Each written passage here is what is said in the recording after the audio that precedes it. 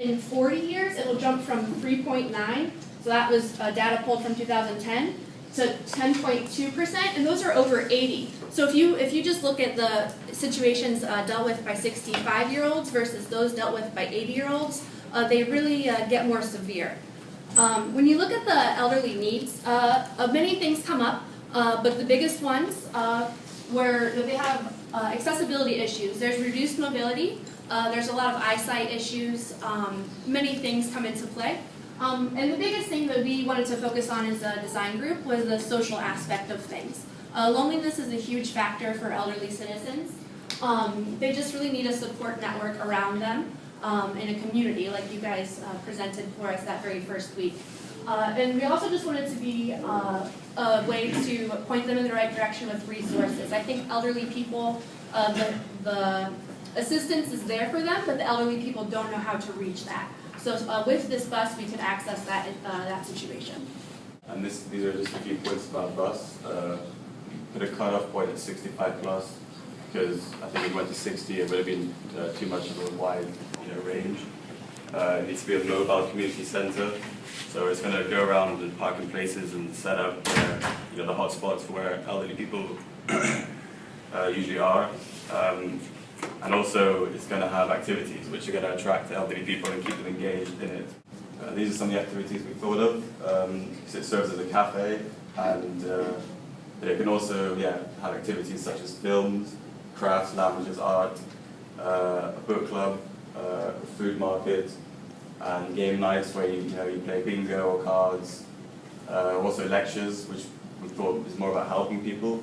So you could have days where you have someone to come and talk to them about depression, maybe money problems or something.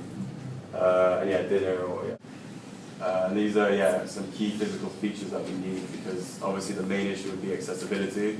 So we have to have ramps for people with wheelchairs, or if they have the scooters, handrails, room to maneuver in and outside the bus, spacious toilets, contrasting colors, which you see here. Ample seating that turns, so it has to be accessible for people, so it can move around so we can fit in. Folding tables and chairs, which is mainly for outside, because we plan on having an awning in an outside area for the summer where people can sit and have drinks and eat. And then just about the color scheme is, we're planning on probably using yellow, blue, or green, a mix of these, or we haven't decided, because yellow increases happiness, stimulates mental process, which is great for the elderly. It's calming as well, and the same with green, so that's just how we haven't decided on colors yet. So for what we wanted to, the feeling we kind of want to have in the bus, for that we kind of wanted more of an RV type bus instead of a touring bus, as it's going to be parked in a certain place and not necessarily to move people around. So we could create more of a homey and comforting, warm feel with some nice chairs, a mini fridge, coffee machine, and things like that. And to make it more accessible for the elderly, as Elliot explained a bit about it just now, we want to make it more spacious so it's easier to walk around with walkers and stuff.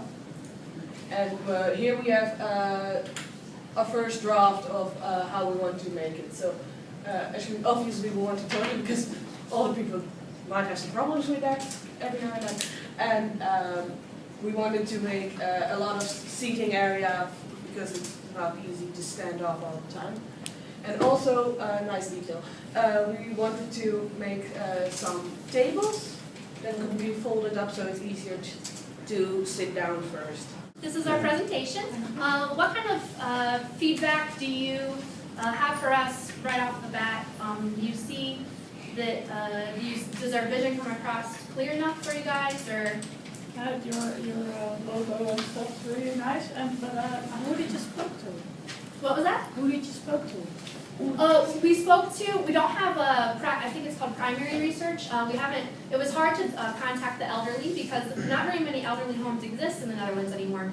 We did speak to Ann Meek from the Kessler Foundation, and she had a lot of input and insight for us, so that was very helpful. So we don't have any direct contact with target group at this point, just because they're hard to find here in the Netherlands. We're trying to. Yeah, and I have experience with my grandmother, and that's in England. Yeah. She has dementia, and I know like it's quite good for her to have something that keeps her mind going. So like a once a week activity, it will like remind her to note it down in her calendar. Sometimes she'll forget which day it is, so it's very important you have something to keep someone like. I kind of staying with my grandpa. Yeah. And Jan is, you made a picture already? Yeah, he was just an imaginary character Oh. that we used to describe a situation that would be common for typical elderly citizens. So. About the rent, I think many of the elderly people will actually find that very scary. A ramp? Yeah. Really? Not a It's skateboard ramp. too steep. So Oh. I suggest you talk Well, to it's something more- like a it's more so to, physiotherapist or something who knows about Okay. the Ah. elderly moving. It was more Okay. so to make not have a gap in between the bus and the sidewalk. Oh, right. Yeah, No. and it's more of like it could be more of a small lift, which can Yeah. Yeah. take people up, and then they can use their wheelchair to get on the bus. Well, not necessarily a wheelchair, but more detail. Yeah.